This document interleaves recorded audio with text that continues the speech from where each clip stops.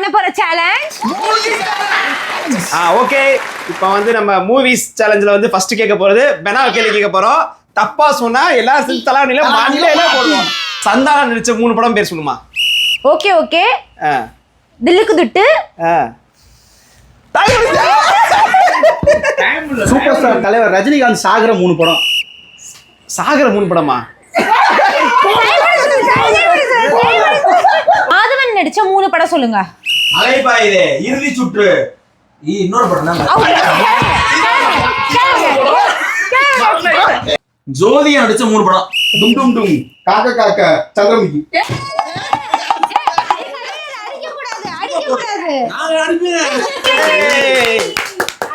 முடிய பிடிச்சு இழுத்துருவேன். விஷ்ணு நடிச்ச 3 படம் பேர் சொல்லு. யார் விஷ்ணு?